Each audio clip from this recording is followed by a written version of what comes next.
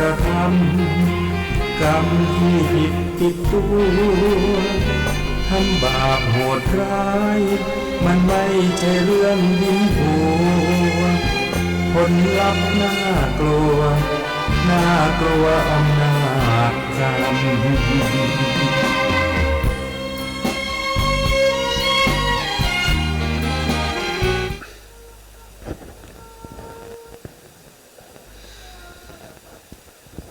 อะระสัมมาสัมพุทโธภะคะวา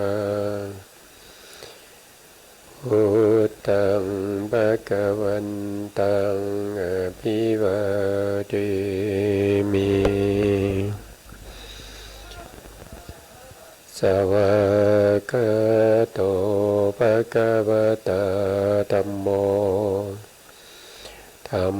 มังนัมมัสสามิสุปฏิปันโนภะคะวะโตสาวกสังโฆสังฆังนามามิ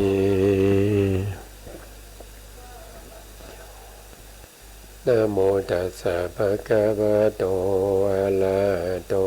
สัมมาสัมพุทธัสสะนะโมตัสสะภะคะวะโตอะระหะโตสัมมาสัมพุทธัสสะนะโมตัสสะภะคะวะโตอะระหะโตสัมมาสัมพุทธัสสะสัมมาสัมพุทธมัตโตลังสัสสะธัมมะกานุตตมังอาภิวาทิยาปาสิสังอาภิธรรมตาสังฆังตัตตาวุตตาภิธรรมัตตาจาโตทาปรมัตตาโตจิตตังเจตสิกังโลปังนิพพานามิติสัพพทาขอกราบนมัสการพระมหาเถระพระสังฆาธิการพระเถรานุเถระและขอสวัสดีท่านผู้ฟังและผู้ชมทุกท่านที่ติดตามในรายการพระไตรปิฎกลอยฟ้าซึ่งครั้งนี้ก็เป็นครั้งที่94ในเรื่องของรูปปรมัตถ์ในปริเฉดที่6ซึ่งจะพูดถึงในเรื่องของรูปทั้งหลายเราก็ยังอยู่ในเรื่องของรูปในที่5นะครับในเรื่องของประวัติกรรมนัยนะครับก็คือการแสดงในเรื่องของการเกิดขึ้นแล้วก็ความดับไปของรูปในร่างกายของเรารูปที่อยู่ในร่างกายของเราเนี่ยถ้าว่าโดยสมุฏฐานก็จะมีอยู่4สมุฏฐานด้วยกันนะครับสมุฏฐานที่1เนี่ยก็คือรูปที่เกิดจากกรรมเราก็จะเรียกว่าเป็นกรรมชรูปแต่กรรมชรูปนะเขาจะไม่เกิดเฉพาะรูปที่เป็นสามัญที่ว่าอย่างเช่นจักขุเนี่ยเขาจะไม่เกิดเฉพาะจักขุประสาทเท่านั้นนะครับเวลาเขาเกิดขึ้นในร่างกายเราเนี่ยเขาจะเกิดเป็นกลุ่มเขาจะเกิดเป็นหมวดเป็นหมู่เป็นกลุ่มเป็นก้อนที่เป็นกลุ่มเป็นก้อนนั้นเราก็จะเรียกว่าเป็นกัมมชกลาบนะกัมมชกลาบนะก็คือหมวดของรูปที่เกิดจากกรรมอย่างเช่นจักขุทัสสะกลาบอย่างนี้อันนี้ก็คือหมายถึงว่ารูปที่เกิดขึ้นพร้อมกัน10รูปที่เขาอยู่ด้วยกันนะเขาจะรวมกันด้วยสภาวะ3อย่างนะที่เราเรียกว่าเป็นวุตินะครับก็จะมี1ก็คือเขาจะอาศัยที่เกิดอันเดียวกันอาศัยที่เกิดอันเดียวกันแล้วเขาจะเกิดพร้อมกันนะ เกิดพร้อมกันอาศัยที่เกิดอันเดียวกันแล้วก็จะดับพร้อมกันด้วยคุณลักษณะ3อย่างนี้จะรวมกันก็จะเป็นรูปที่เป็นกลุ่มเป็นก้อนเป็นกลาบขึ้นมานะรูปที่เกิดจากกรรมในร่างกายของเราเนี่ยเราก็จะเรียกว่าเป็นกรรมชักกลาบนะกรรมชักกลาบก็จะมีอยู่ทั้งหมดมีอยู่9อย่างด้วยกันนะมีอยู่9อย่างด้วยกันนะก็จะมีจักขุทัสสะกลาบ1จักขุทัสสะกลาบ2ก็คือโสตทัสสะกลาบ3ก็คือคานะทัสสะกลาบ4ก็คือชิวหาทัสสะกลาบ5ก็คือกายทัสสะกลาบ6นี้จะมี2อย่างนะครับก็จะมีอิทธิภาวะทัสสะกลาบหรือว่าเป็นปุริสภาวะทัสสะกลาบนะแล้วก็จะมี7นะคือรูป2รูปที่เป็นภาวะรูปที่เป็นผู้หญิงสภาวะของหญิงกับสภาวะของชายก็เป็น2ก็รวมเป็น7นะครับแล้วก็จะมีวัตถุทัสสะกลาบวัตถุทัสสะกลาบก็คือหัตถยวัตถุนั่นเองก็คือเป็นตัวที่เป็นที่อาศัยเกิดของจิตและเจตสิกนะเราเรียกว่าเป็นวัตถุทัสสะกลาบแล้วก็จะมีชีวิตะนวกลาบชีวิตเนี่ยจะมีแค่9รูปนะครับก็จะเรียกว่าเป็นชีวิตตะนวะนวะแปลว่า9นะนวะกลาบคือรูปกลุ่มรูปที่มีอยู่9รูปแต่พวกนี้ก็จะเรียกว่าเป็นกรรมชรูปนะกรรมชรูปพวกนี้เนี่ยที่เขาเกิดมาเป็นกลุ่มเป็นก้อนในกลุ่มในก้อนเขาเนี่ยเขาจะไม่มีปริเฉทรูปเขาจะไม่มีช่องว่างนะครับเขาจะไม่มีช่องว่างที่เป็นเราเรียกว่าเป็นปริเฉทรูปนะแต่เมื่อเอารูปกลาบพวกนี้มาต่อชนกันนะมาต่อชนกันยังต่อชนกันเนี่ยหลายๆรูปเนี่ยก็จะเกิดเป็นปริเฉทรูปขึ้นมานะอย่างที่ในตาของเราเนี่ยที่เป็นตาดำเนี่ยนะครับที่ตาดำของเราเนี่ยในตาดำเนี่ยจะมีขนาดเท่ากับหัวเหานะครับอันนี้ก็อัตถกถาจารย์ท่านได้ขยายความไว้นะครับมีขนาดเท่ากับหัวเหาแล้วขนาดเท่ากับหัวเหาเนี่ยถ้าเราคิดดูเลยว่าจะมีจักขุทัสสะกลาบเท่าไหร่นะครับวันนั้นก็คิดดูก็จะมีอยู่11.57 ล้านกลาบนะนั่นแสดงว่ามีมากมายนะครับแค่เท่ากับหัวเหาเนี่ยนะขนาดเท่ากับหัวเหาเนี่ยมีถึง11.57 ล้านกลาบนะครับมันก็มีมากมายนะแล้วเรื่องรูปที่2เนี่ยเราก็เรียกว่าเป็นจิตตชรูปนะจิตตชรูปเนี่ยก็จะมีในส่วนที่เป็นถ้าเป็นกลาบเนี่ยถ้าเป็นกลาบนี่ก็จะมีอยู่ทั้งหมดอยู่8นะมีมูลีอยู่4มูละอยู่อีก4นะหรือบางทีบางครั้งที่เราศึกษาผ่านมาเนี่ยก็จะพูดเป็นจิตตชรูปสามัญอย่างนี้จิตตชรูปสามัญก็คือมีจิตที่เป็นพื้นฐานให้เกิดการหายใจ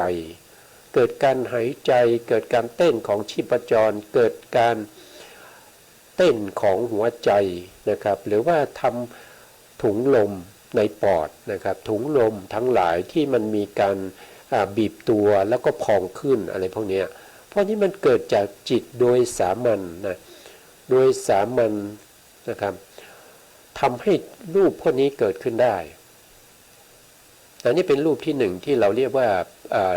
จิตตชรูปสามัญนะ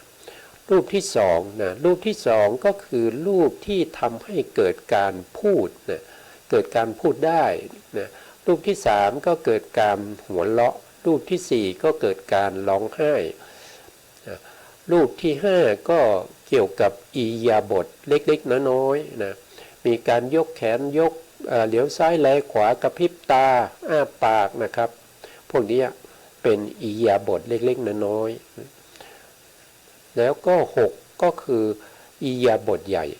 อิริยาบถใหญ่ก็จะมีการยืนเดินนั่งนอนนะ7ก็คืออิริยาบถใหญ่ตั้งมั่นนะครับก็จะมีอยู่7อย่างว่าโดย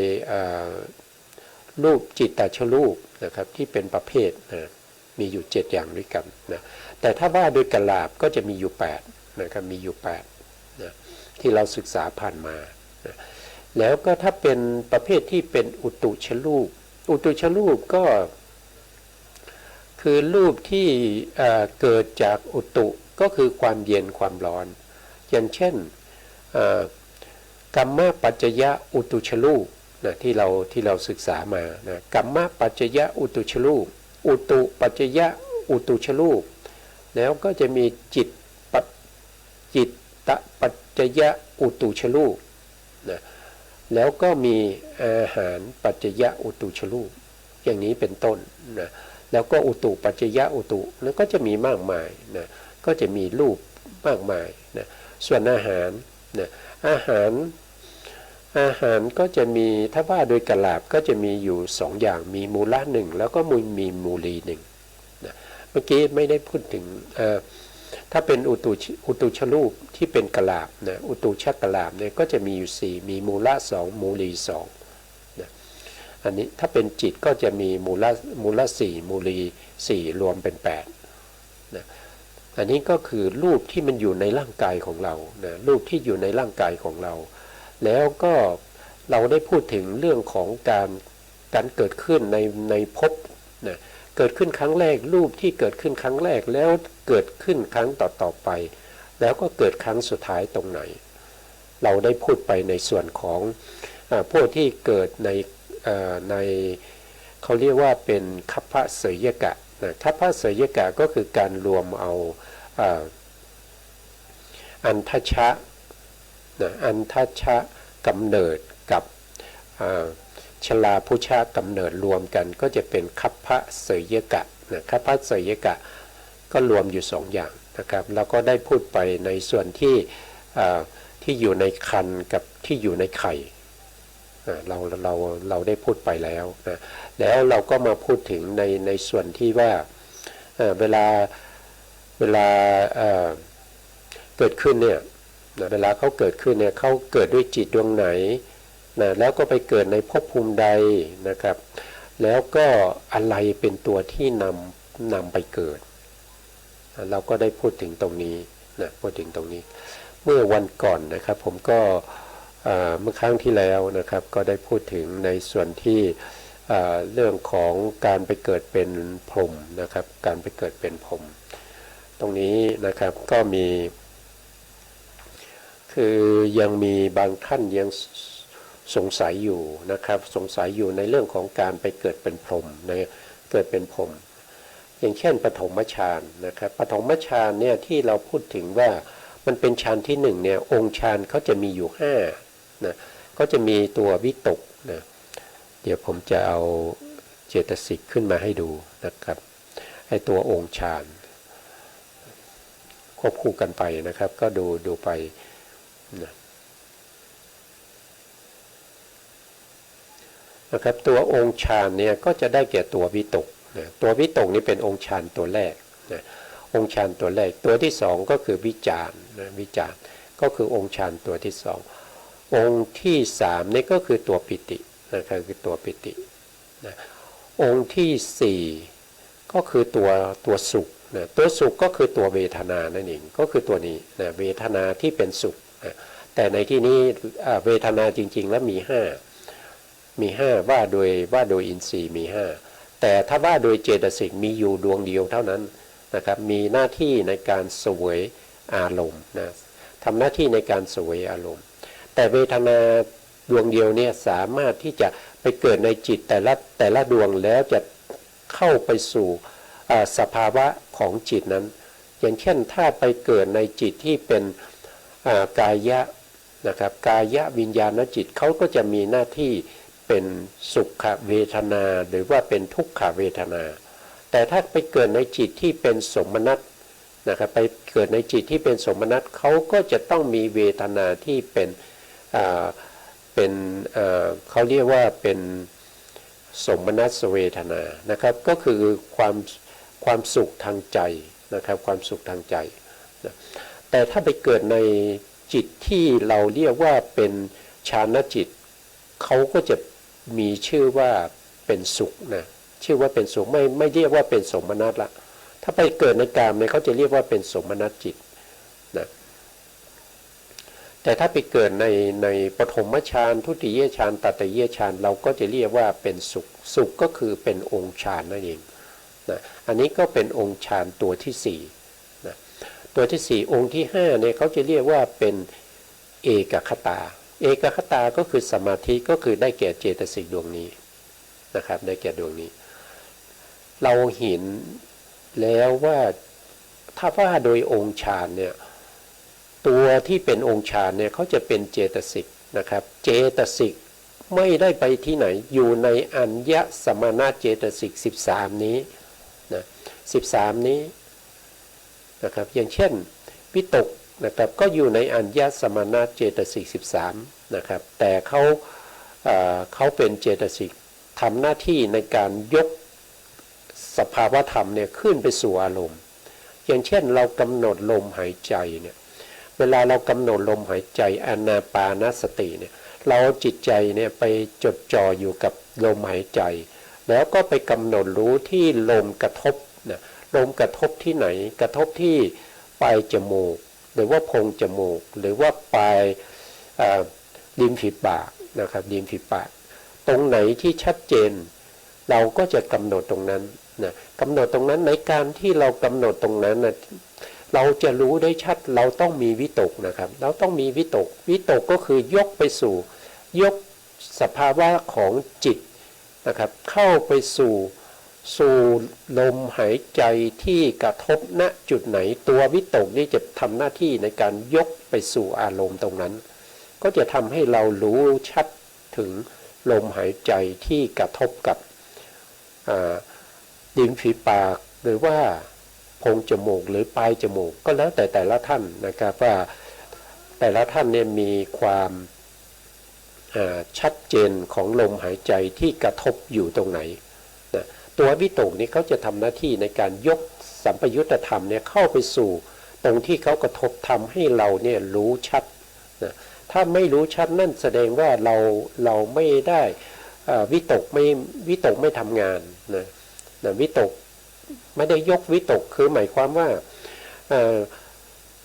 เวลาวิตกเนี่ยนะครับคือเขาทำหน้าที่สภาวะของการยกสัมปยุตธรรมขึ้นสู่อารมณ์นะขึ้นสู่อารมณ์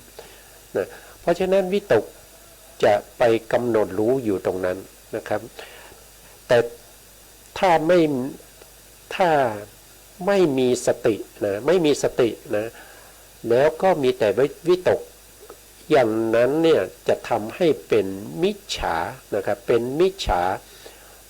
าสังกัปปะนะครับมิจฉาสังกัปปะก็คือไปเกิดในอกุศลจิตนะเพราะฉะนั้นตัววิตกจะเป็นองค์ฌานได้ก็จะต้องมีสติด้วยนะต้องมีสติแต่ตัวสติเขาไม่ได้เป็นองค์ฌานนะเขาไม่ได้เป็นองค์ฌานนะตัววิตกนี่เป็นองค์ฌานนะทำหน้าที่ในการยกสัมปยุตธรรมขึ้นสู่อารมณ์แล้ววิจารณ์ก็เป็นองค์ฌานอีกตัวหนึ่งวิจารณ์ทำหน้าที่อะไรวิจารณ์นี่ก็จะทำหน้าที่ในการประคองสัมปยุตธรรมที่วิตกยกขึ้นมาเพื่อประคองไว้ไม่ให้มันหลุดไปนะไม่ให้มันหลุดไปอย่างเช่นมีการอุปไมยว่าการทำงานของวิตกกับวิจารณ์ก็เหมือนกับการที่เราเคาะระฆังนะครับ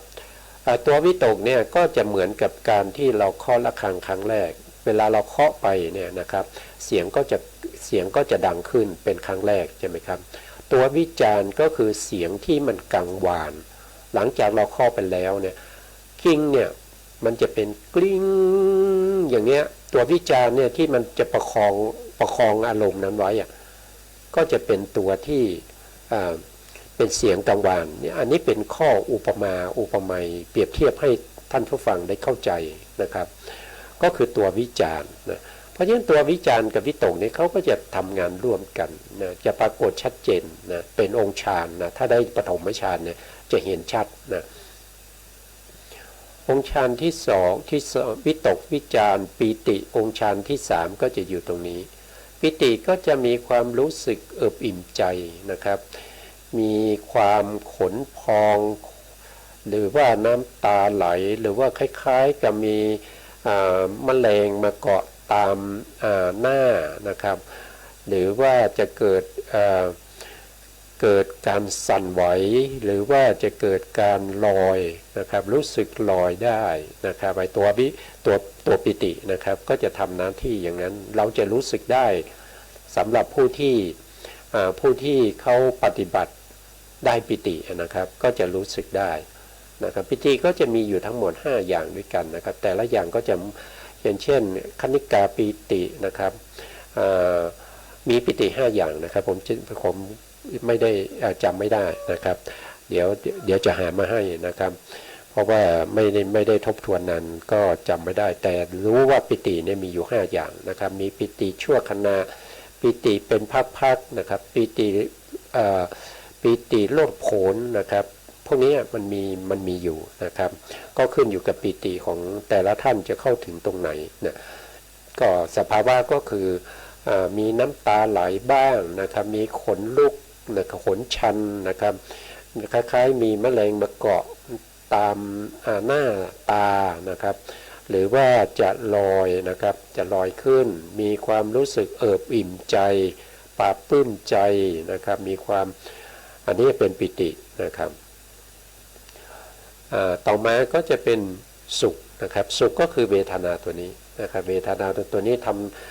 จะเป็นสุขนะปฐมฌานนี้จะสุขนะปฐมฌานจะมีสุขนะก็จะเป็นองค์ฌานที่4องค์ฌานที่5ก็เอกคตาก็คือสมาธิก็จะเป็นหนึ่งตั้งมั่นนะครับมั่นคงในอารมณ์นั้นนะอันนี้คือองค์ฌาน5นะในปฐมฌานนะครับในปฐมฌานมีองค์ฌาน5นะปฐมฌานเวลาเกิดขึ้นแล้วนะเกิดขึ้นแล้วแล้วก็เวลาที่เสียชีวิตก็ไปเกิดในปฐมฌานภูมินะก็มาเกิดในปฐมฌานภูมิก็คืออยู่ตรงนี้นะเกิดเป็น3บุคคลก็ขึ้นอยู่กับแต่ละท่านว่าปฐมฌานของท่านนั้นมีสมาธิระดับไหนนะก็จะอยู่เป็นปริสัชชาปุโรหิตาแล้วก็มหาพรหมนะอันนี้ไม่มีปัญหานะพอบุคคลที่เขาได้ปฐมฌานเขาทำให้เกิดความชำนาญเกิดเป็นวสีนะครับเกิดเป็นวสีเกิดความชำนาญแล้วเนี่ยเขาจะรู้สึกว่าตัววิตกนะครับตัววิตกเนี่ยเป็นสภาวธรรมที่หยาบนะครับต้องทำหน้าที่ในการยกสัมปยุตธรรมขึ้นสู่อารมณ์อยู่บ่อยๆนะเพราะฉะนั้นเนี่ยเขาก็คิดหาวิธีในการที่จะละตัววิตกนะเพื่อจะละวิตกนะครับเพราะว่าฌานมันปฐมฌานเนี่ยไม่มั่นคงนะครับไม่มั่นคงไม่ได้ตั้งมั่นนะเพราะว่าตัววิตกนั่นเองนะพอเขาเห็นอย่างนี้เขาก็พยายามละวิตกในที่สุดเนี่ยเขามีความชำนาญในการละวิตกโดยไม่เวลาเข้าฌานเขาจะไม่เอาวิตกมายกสัมปยุตธรรมละเขาก็จะมีเฉพาะวิจารณ์นะวิจารณ์ก็จะทำหน้าที่ประคองเลยนะประคองก็จะได้ถ้าละวิตกได้ก็จะเป็นทุติยฌานก็จะเป็นฌานที่2นะเพราะฉะนั้นฌานที่2ก็จะมีองค์ฌานอยู่4นะองค์ฌานอยู่4เว้นตัววิตกไปนะเว้นตัววิตกไปก็จะเหลือวิจารณ์นะครับเหลือวิจารณ์เหลือปิติเหลือสุขเหลือเอกคตาก็จะมีองค์ฌาน4ในทุติยฌานนะในทุติยฌานแล้วทุติยฌานเนี่ยถ้าฌานไม่เสื่อมตายไปเกิดที่ไหนนะก็ตอบว่าไปเกิดในทุติยฌานนะครับก็ไปอยู่ในทุติยฌานก็จะเป็นปริสัชชาโทษทีครับปริตาภานะครับอัปปมานาภาแล้วก็อภัสราก็จะมาเกิดตรงนี้นะทีนี้เมื่อวานนี้ที่พูดไปเนี่ยอาจจะพูดผิดไปเนี่ยนะครับที่เรียนท่านผู้ฟังไปแล้วนะครับก็คือตติยฌานนั่นเองนะตติยฌานเนี่ยคือเขาจะต้องละวิจารณ์นะทุติยฌานละวิตกนะตติยฌานก็จะละวิจารณ์เพราะว่าเขาทำทุติยฌานจนได้วสีแล้วเกิดความชำนาญแล้วก็รู้สึกว่าตัววิจารณ์เนี่ยเป็นตัวหยาบนะทำให้ฌานเนี่ยไม่ตั้งมั่นนะเขาก็ละไว้พยายามที่จะละวิจารณ์จนในที่สุดเขาละวิจารณ์ได้ก็จะขึ้นตติยฌานอันนี้ในแห่งอภิธรรมนะครับ ก็จะขึ้นสู่ตติยฌานนะก็คือถ้าตติยฌานนะเขาจะมีองค์ฌานเหลือแค่3นะละวิตกไปนะครับละวิจารไปนะเขาก็จะมีปิติมีสุขแล้วก็มีเอกคตาก็จะเหลือองค์ฌานอยู่3นะองค์ฌานอยู่3ในตติยฌานแล้วตติยฌานเวลาไปเวลาตายแล้วไปเกิดที่ไหนนะครับก็ไปเกิดในภูมิที่ทุติยฌานไปเกิดในทุติยฌานนะครับเกิดเป็นปริตาภาเกิดเป็นอัปปมาณภาแล้วก็อภัสราเหมือนกับทุติยฌานเลยนะเหมือนกับทุติยฌานเลยนะครับทุติยฌานกับตติยฌานเนี่ยเขาจะไปเกิดในชั้นเดียวกันก็คือไปเกิดในทุติยฌานภูมินะเขาไปเกิดในชั้นเดียวกันนะครับเพราะฉะนั้นในพระสูตรจึงเอาทุติยฌานและตติยฌานนะรวมกันแล้วก็เป็นทุติยฌานนะเป็นทุติยฌานนะแล้วก็เอาจตุยฌานเนี่ยมาเป็นตติยฌานแล้วเอาปัญจมฌานมาเป็นจตุยฌานนะเพราะฉะนั้นในพระสูตรนี้จึงมีฌานแค่4นะครับมีปฐมฌานทุติยฌานตติยฌานจตุถฌานก็จะมีแค่นี้เพราะอะไรก็เพราะว่ายึดถือเอาภูมิที่ไปเกิดเพราะว่าภูมิที่ไปเกิดเนี่ยเขาจะไม่มีปัญจมฌานภูมินะครับเขามีอยู่เฉพาะปฐมฌานภูมิทุติยฌานภูมิตติยฌานภูมิแล้วก็จตุยฌานภูมิเขามีแค่4ภูมิถ้าว่าโดยระดับของฌานเนี่ยก็จะมีอยู่แค่4นะเขาจะไม่มี5เหมือนกับอภิธรรมนะเขาไม่มี5เหมือนกับอภิธรรมแต่ทำไมพระพุทธองค์จึงจำแนกออกมาในพระอภิธรรมนี้ได้ถึง5นะอันนี้ก็เกี่ยวเนื่องกับอัธยาศัยนะอัธยาศัยของเทวดานะครับเทวดาในตอนที่พระพุทธองค์ไปแสดงพระอภิธรรมโปรดพุทธมารดานะครับพุทธมารดาในพรรษาที่ถ้าจำไม่ผิดน่าจะเป็นพรรษาที่7นะครับพรรษาที่7ที่ไปแสดงพระอภิธรรมนะครับที่สวรรค์นะครับชั้นตาวติงสานะครับก็คือชั้นที่2นี้นะครับก็ชั้นที่2นี้แล้วก็พุทธมารดานี่อยู่ชั้นนี้นะครับอยู่ชั้นดุสิตนะอยู่ชั้นดุสิตก็เชิญนะครับก็เชิญมาเป็นประธานในการฟังธรรมอยู่ที่ตาวติงสานะทำไมพระพุทธองค์ไม่ไปแสดงที่ดุสิตนะถ้าพระพุทธองค์ไปแสดงที่ดุสิตเนี่ยมันก็จะมีปัญหากับพวกที่เป็นจตุมมหาราชิกาและตาวติงสาเนี่ยเข้าขึ้นไปที่ดุสิตไม่ได้นะครับแต่พวกที่สูงเนี่ยลงมาได้นะลงมาที่ตาวติงสาได้นะครับเพราะฉะนั้นผมนะครับมาจากหมื่นจักรวาลนะครับไม่ว่าจะเป็นอยู่ในสุทาวาสนะครับไม่ว่าจะอยู่ในจตุยฌานจตุทัชฌานนะครับตติยฌานนะทุติยฌานปฐมฌานหรือว่าเทวดาที่เป็นปารมินมิตตวัสวัตตีหรือว่านิมานนรดีหรือว่าดุสิตหรือว่ายามาเนี่ยท่านจะลงมาฟังธรรมนะครับที่ตาวติงสานะตาวติงสาหรือดาวดึงนั่นเองนะครับมาฟังธรรมตรงนี้นะมาจากหมื่นจักรวาลเทวดาก็จะมาเป็นมากมายนะครับพูดเป็นโกรธนะครับเพราะว่าการแสดงพระอภิธรรมนี้มีเทวดานี่หมายถึงทั้งพรหมแล้วก็เทวดาในกามาวจรด้วยนะครับกามาวจรด้วยมีผู้ที่บรรลุธรรมเนี่ยพูดกันเป็นหลายโกฏนะครับหลายโกฏหนึ่งก็10 ล้านนะครับมาจากหมื่นจักรวาลนะครับมาฟังธรรมตรงนี้นะคือการที่แยกออกมาเป็นฌานทั้ง5เนี่ยก็เพราะว่าในขณะที่พระพุทธองค์กำลังแสดงธรรมในเรื่องของปฐมฌานทุติยฌานตติยฌานแล้วก็จตุถฌานไม่ได้พูดถึงปัญจมฌานนะก็จะมีเทวดาพวกหนึ่งนะครับที่ท่านสามารถละวิตกได้ตัวเดียวนะละวิตกได้ตัวเดียวแต่พระพุทธองค์พูดถึงการละวิตกและวิจารเนี่ยมาอยู่ในทุติยฌาน นะเทวดาพวกหนึ่งที่ละได้เฉพาะตัววิตกอย่างเดียวนะครับก็เลยสงสัยว่าเราจะไปอยู่ในส่วนไหนนะครับเราจะไปอยู่ส่วนไหนนะมาก็พระพุทธองค์รู้อัธยาศัยนะครับก็จำแนกฌานออกมาเป็น5นะครับจำแนกฌานออกมาเป็น5ก็จะมีองค์ฌานตามที่ผมได้กล่าวไปนะครับคือเทวดาบางท่านเนี่ยท่านละได้เฉพาะวิตกอย่างเดียวก็มีนะครับไม่เหมือนกับมนุษย์เรานะครับมนุษย์เทวดาเบื้องต่ำนะครับที่ละวิตกกับวิจารไปพร้อมกันเลยนะครับส่วนใหญ่เขาจะละวิตกกับวิจารไปพร้อมกันเพราะฉะนั้นเวลาพระพุทธองค์แสดงในพระสูตรเนี่ยพระพุทธองค์จึงเอาการละวิตกและวิจารไปพร้อมกันแล้วก็ผู้ที่ละวิตกวิจารได้ก็จะเรียกว่าเป็นทุติยฌานไปเลยนะครับแต่ตอนหลังเนี่ยในพรรษาที่7เนี่ยที่พระพุทธองค์ไปแสดงพระพิธรรมที่ดาวดึงส์นะครับมีเทวดาอยู่หลายท่านนะครับท่านละได้เฉพาะตัววิตกอย่างเดียวนะครับก็เลยสงสัยว่าเขาจะอยู่ในปฐมฌานหรือว่าจะอยู่ในทุติยฌานหรือว่าจะไปอยู่ในฌานไหนนะครับก็พระพุทธองค์ก็รู้อัธยาศัยก็แสดงการแยกนะครับการแยกฌานออกมาเป็น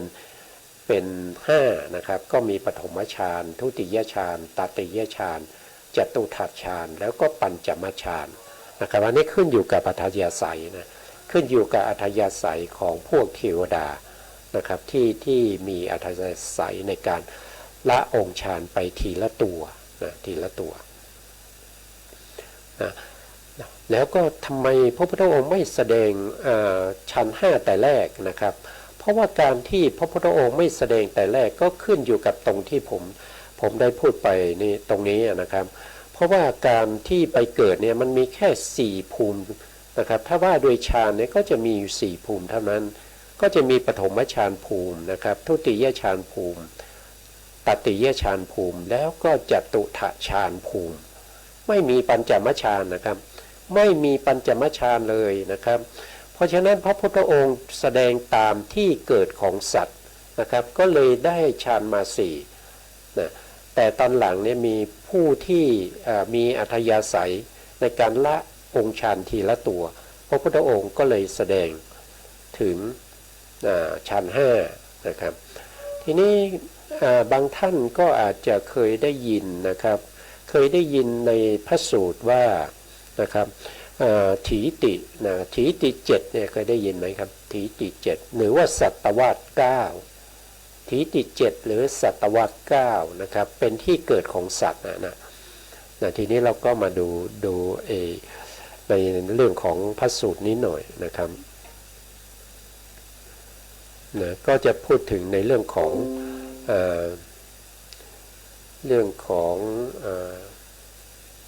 นะครับถีติ7นะครับเป็นที่เกิดของสัตว์ทั้งหลายนะ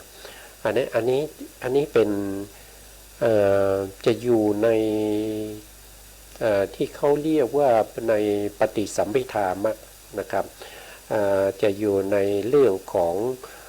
ธรรมะที่ควรรู้ยิ่งด้วยนะครับในธรรมะที่ควรรู้ยิ่งก็จะมีหนึ่งก็คืออะไรหนึ่งก็คืออาหารนะหนึ่งก็คืออาหาร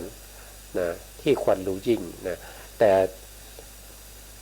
ธรรมะนะธรรมะ2ธรรมะ3นะครับ4 5ธรรมะที่7ที่ควรรู้ยิ่งคือถีติ7นะ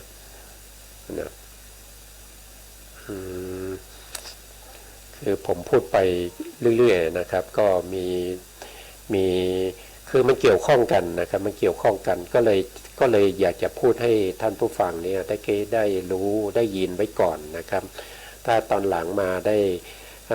ด้ยินได้ฟังก็จะเข้าใจได้ง่ายขึ้นนะครับว่าถีติ7เนี่ยมันคืออะไรนะถีติ7ก็คืออะไรนะถีติ7ก็คือที่เกิดของสัตว์ทั้งหลายนะครับของสัตว์ทั้งหลายแต่ว่าเราเว้นไป2ภูมินะถีติ7เนี่ยเว้นอสัญญาสัตว์ไป1นะเว้นอสัญญาสัตว์ไป1เพราะอสัญญาสัตว์เนี่ยเขาไม่มีนามนะแต่ถีติ7เนี่ยพูดถึงในเรื่องของรูปกับนามนะรูปกับนามนะ ที่ไหนที่ไม่มีนามหรือว่ามีนามที่ไม่ชัดเจนพระพุทธองค์ก็ไม่นำมาแสดงในถีติเจ็ดนะครับอย่างข้อที่หนึ่งนะครับข้อที่หนึ่งเนี่ยท่านบอกนะครับก็จะมีนานัตตกายะนานัตตกายะก็คือมีกายที่แตกต่างกันนะครับมีกายที่แตกต่างกันเรียกว่านานัตตกายะนานัตตกายะที่มีกายต่างกันนะครับท่านจำไว้ก่อนนะนานัตตกายะแล้วต่อมานะครับต่อมาก็จะเป็นนานัตตสัญญีภาวะอันนี้ก็คือมีปฏิสนธิจิตที่ต่างกันนะสัญญานี้ก็เป็นจิตนะสัญญีภาวะเนี่ยครับก็คือจิตที่นำไปเกิดนะครับนำไปเกิดนานัตตะนี่ก็แปลว่ามีมากกว่าหนึ่งนะมีมากกว่าหนึ่งนั่นแสดงว่าข้อที่หนึ่งนี้หมายความว่านะครับหมายความว่าบุคคลที่ไปเกิดในภูมิที่มีร่างกายแตกต่างกันแล้วก็มีปฏิสนธิที่ต่างกันก็คือหมายความว่าสัตว์ที่อยู่ในภูมินั้นอาจจะมีร่างกายที่แตกต่างกันไปมากมายนะครับแล้วก็เกิดจากปฏิสนธิจิตที่มีหลายๆดวงนะอย่างเช่นในกามสุคติภูมิ7นะครับในกามสุคติภูมิ7เนี่ยก็คือผู้ที่เกิดมาเป็นมนุษย์และก็เกิดเป็นเทวดานะครับเราก็จะเห็นได้ว่าผู้ที่มาเกิดเป็นมนุษย์เนี่ยเราก็จะเห็นว่ามีร่างกายที่แตกต่างกันนะบางคนก็จะมีร่างกายที่สูงบางคนก็จะมีร่างกายที่ต่ำนะบางคนผิวขาวบางคนผิวดำแดงนะครับบางคนก็จะมีอะไรมีผมดกบางคนก็ไม่ผมบางอย่างเงี้ยเป็นต้นนะครับมีรูปร่างกายที่แตกต่างกันนะแล้วก็มีปฏิสนธิจิตที่หลายดวงที่อยู่ในกามภูมินะครับในที่บุคคลที่มาเกิดเป็นมนุษย์เนี่ยมีปฏิสนธิจิตมาเกิดได้ถึง10ดวงนะครับที่เราพูดไปเมื่อวันก่อนนะครับก็จะมีอุเบกขาสันติรณะจิตที่เป็นกุศลหนึ่งนะครับอุเบกขาสันติรณะที่เป็นอเหตุกะกุศลหนึ่งแล้วก็มหาวิปากจิต8นะครับรวมแล้วก็จะมีอยู่เท่าไหร่มีอยู่9นะครับมีอยู่9นั่นก็แสดงว่าเป็นนานัตตสัญญีภาวะนานัตตสัญญีภาวะการที่มีรูปร่างที่ต่างกันที่สูงบ้างต่ำบ้างผิวก็ไม่เหมือนกันนะครับบางคนอาจจะหน้าเป็นลูกไข่บางคนอาจจะหน้าเป็นเหลี่ยมเนี่ยมันไม่เหมือนกันนะครับมันไม่เหมือนกันบางคนอาจจะแขนยาวแขนสั้นเนี่ยมันไม่เหมือนกันเพราะฉะนั้นจึงได้ว่าเป็นนานัตตกายะนานัตตสัญญีเกิดที่ไหนเกิดในกามสุคติภูมิ7นะครับพวกเทวดาก็เกิดด้วยมหาวิบาก8นะครับแล้วก็สุคติอเหตุกะอีกหนึ่งก็คืออุเบกขาสันติรณะอเหตุกะกุศลวิบากที่เกิดในชั้นจตุมมหาราชิกาเป็นพวกเทวดาที่เราเรียกว่าเป็นภูมิทะเทวดานะครับอันนี้ก็จะเป็นในลักษณะอย่างนั้นนะครับอันนี้ก็มาจากในพระสูตรนะครับที่พระพุทธองค์จะตัดบ่อยๆนะครับในทีติ7เนี่ยเป็นสถานที่เกิดของสัตว์ทั้งหลายนะอันนี้ก็กลุ่มที่1นะกลุ่มที่1มีร่างกายต่างกันแล้วก็มีปฏิสนธิจิตก็ต่างกันนะส่วนในกลุ่มที่2เนี่ยท่านบอกว่านานัตตกายะนั่นแสดงว่ามีร่างกายที่ต่างกันนะแต่มีปฏิสนธิจิตดวงเดียวกันก็จะเป็นเอกะนะเอกตะสัญญีนะครับเอกตะสัญญีมีปฏิสนธิจิตแค่ดวงเดียวนะครับแต่ไปเกิดเป็นร่างกายที่แตกต่างกันมากมายนะครับเนี่ยไปเกิดที่ไหนนะไปเกิดเป็นอบายนะครับไปเกิดเป็นอบาย4เนี่ยถ้าเราพูดถึงแค่เดรัจฉานเนี่ยก็จะมีมากมายนะครับรูปร่างก็แตกต่างกันไปมี ไม่มีเท้าก็มีนะมี2 เท้าก็มี4ก็มีนะ4 เท้าก็มี8 เท้าก็มีนะครับตัวใหญ่ก็มีตัวเล็กก็มีนะร่างกายต่างกันนะครับแต่ว่าเกิดด้วยจิตดวงเดียวนะครับเกิดด้วยจิตดวงเดียวที่เราเรียกว่าเอกตะสัญญีนะครับจิตดวงนั้นก็คือเป็นอุเบกขาสันติรณะอกุศลวิบากนะครับที่เราพูดไปเมื่อวานนะครับนะแล้วก็ยังมีพวกที่เกิดนะร่างกายต่างกัน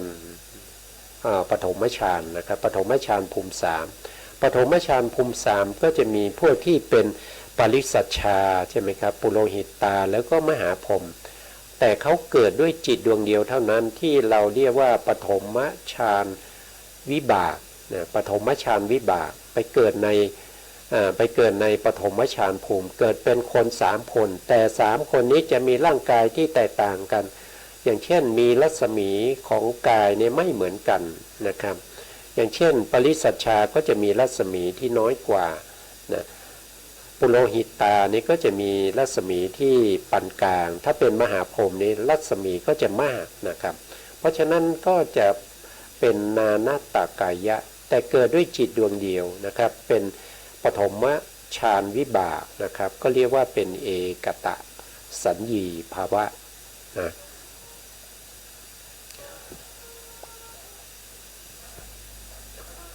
ะครับต่อไปก็ผู้ที่เกิดในที่มีร่างกายเหมือนกันนะท่านบอกว่าร่างกายเหมือนกันก็คือเอกตะกายะนะเอกตะกายะนะครับร่างกายที่เหมือนกันแล้วก็มีจิตปฏิสนธิที่ต่างกันนะครับก็จะเป็นนานาตสัญญีนานาตสัญญีไปเกิดที่ไหนนะครับก็ได้แก่บุคคลที่อยู่ในที่เราพูดถึงตอนต้นนะครับที่ละวิตกได้นะละวิตกได้ก็คือปฐมฌานนะแล้วทุติยฌานโทษทีละวิตกได้ก็คือทุติยฌานถ้าละวิจารได้อีกอันหนึ่งนะครับก็จะเป็นตติยฌานตติยฌานนะครับทั้ง2เนี่ยไปเกิดในทุติยฌานภูมินะครับทุติยฌานภูมินะเดี๋ยวผมตรงนี้ต้องเป็นทุติยฌานนะครับมันก็ไปเกิดในทุติยฌานก็จะมีบุคคลที่ไปเกิดนี้ก็เหมือนกันก็คือผู้ที่ได้ชั้น2กับชั้น3ละวิตกได้กับละวิจารได้แต่เวลาไปเกิดเนี่ยไปเกิดในชั้นที่2ที่เราเรียกว่าเป็นทุติยฌานภูมิ3นะก็จะไปเกิดอยู่ในชั้นนี้นะเวลาไปเกิดเนี่ยจะมีรัศมีเหมือนกันนะครับมีรัศมีเหมือนกันไม่ว่าบุคคลนั้นจะละวิตกได้ตัวเดียวหรือว่าจะละวิจารละทั้งวิตกและวิจารนะครับอาจจะมีรัศมีกายเหมือนกันรูปร่างเหมือนกันนะครับเป็นหนุ่มน้อยนะครับอายุประมาณ20ไม่เกิน25นะครับพวกที่เป็นพรหมนะครับก็จะมีร่างกายที่เหมือนกันมีรัศมีเท่าเทียมกันนะครับแต่ว่าไปเกิดด้วยจิต2 ดวงนะไปเกิดด้วยจิต2 ดวงที่เราเรียกว่าเป็น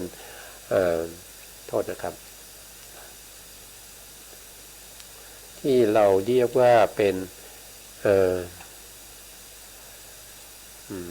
ไปใหญ่นะครับที่เราเรียกว่าเป็นอันนี้ครับตรงนี้นะไปเกิดในชั้นนี้นะครับทุติยฌานนะไปเกิดในทุติยฌานนะตรงนี้นะเกิดเป็นอะไรเกิดเป็นปริตาภาแล้วก็อัปปมานาภาอภัสรานะครับเกิดเป็นบุคคลได้3 บุคคลนะมาจากไหนก็มาจากทุติยฌานกับตติยฌานนะที่ละวิตกกับละวิจารไปเกิดในชั้นนี้นะครับแต่มีบุคคล3 บุคคล3 บุคคลนี้จะมีร่างกายที่เหมือนกันนะเหมือนกันรัศมีเท่ากันแต่เกิดด้วยจิต2 ดวงนะครับก็คือทุติยฌานวิบากกับตติยฌานวิบากนะครับ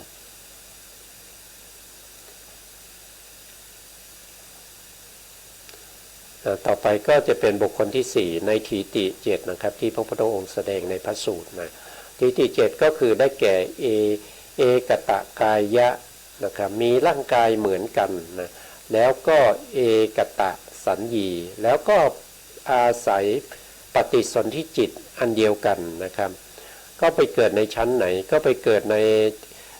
จตุเยฌานนะไปเกิดในจตุเยฌานภูมิอันนี้จตุเยฌานภูมินะปฐมฌานทุติยฌานตติตติไปไหนตติก็อยู่ในทุติยฌานแล้วนะครับอยู่ในทุติยฌานแล้วนะครับไม่ต้องสงสัยนะครับอยู่ในทุติยฌานภูมิแล้วนะครับเพราะว่าละวิตกวิจารจะอยู่ในชั้นนี้แล้วนะครับเนี่ยครับการศึกษาที่เราไม่ได้ทบทวนนานนะครับก็ทำให้เกิดความสับสนนะผู้ที่มีร่างกายเหมือนกันก็คือเอกตากายะแล้วก็เอกตาสัญญีนะครับก็ไปเกิดในจตุเยฌานภูมินะครับจตุเยฌานภูมิก็จะมีอยู่6ภูมิเว้นอสันนะจริงๆมีอยู่7นะครับแต่ต้องเว้นอสันเพราะอสันนี้ไม่มีจิตนะไม่มีจิตตรงนี้เราจะพูดถึงเรื่องของกายและจิตนะครับแล้วก็ในส่วน5นะครับ5นี้ก็จะไปเกิดในอากาสานะครับอันนี้ถ้าว่าโดยฌานเนี่ยเขาเป็นฌาน4นะแต่เป็นอรูปฌานนะครับก็ถ้าว่าโดยทีจิเนี่ยทีติ7เนี่ยเขาอยู่อันดับที่5ก็เรียกว่าเป็นอากาสานัญจายตนะนะครับแล้วก็อันที่6ก็ได้แก่วิญญาณัญจายตนะนะครับอันที่7ก็ได้แก่อากินจัญญายตนะพวกนี้ไม่มีกายครับเราก็ไม่พูดถึงเราก็ไม่พูดรายละเอียดนะครับก็ให้เราเข้าใจทีติ7เนี่ยที่มีกายก็จะมีตั้งแต่ข้อที่1ก็คือนานาตากายะนานาตสัญญีเกิดในกามสุขติภูมิ7นะอันที่2ก็จะเป็นนานาตากายะเอกตสัญญีเกิดในอบายภูมิ4แล้วก็เกิดในปฐมฌานภูมิ3แล้วก็ข้อที่3ก็จะเป็นเอกตกายะนานาตสัญญีมีร่างกายเหมือนกันแต่มีปฏิสนธิ2ดวงไปเกิดที่ไหนก็ไปเกิดในทุติยฌานไปเกิดในทุติยฌานนะครับก็มาอยู่ในนี้เหมือนกันนะแล้วก็ในส่วนที่เป็นร่างกายเหมือนกันแล้วก็สัญญาปฏิสนธิดวงเดียวก็ไปเกิดในจตุเยฌานนะครับก็จะเป็นในลักษณะอย่างนี้นะครับนี่ก็เป็นทีที่7นะครับซึ่งจะแตกต่างกับสัตวรรษ9นะสัตวรรษ9เนี่ยก็จะพูดถึงในส่วนที่เป็นอสันนะเขาก็จะเอาอสัญญาสัตว์มาด้วยนะอสัญญาสัตว์มาด้วยเป็นข้อที่5นะครับแล้วก็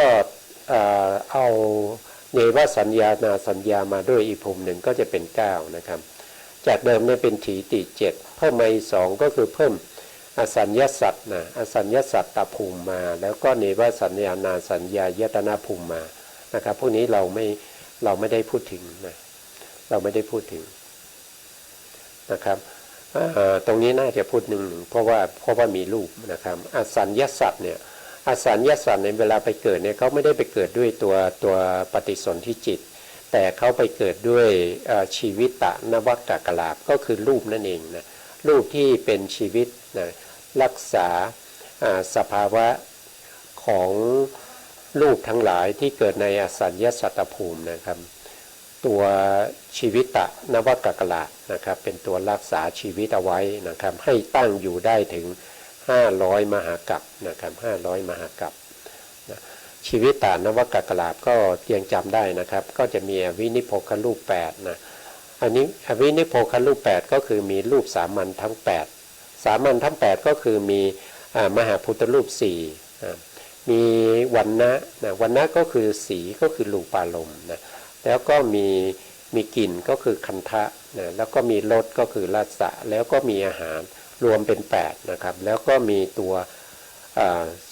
รูปที่เกิดจากกรรม1นะครับก็คือชีวิตตะนะชีวิตตะนวกก ก็คือชีวิตนั่นเองรวมกันก็จะเป็น9ก็จะเรียกว่าเป็นชีวิตตะนวกักละนะครับอันนี้ก็เป็นที่เกิดของสัตว์ทั้งหลายนะครับอันนี้ก็หมดไปนะ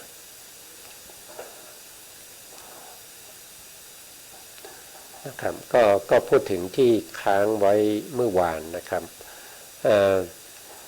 เมื่อวานเนี่ยเราก็ผ่านตรงนี้ไปนะครับผ่านตรงนี้ไปแล้ว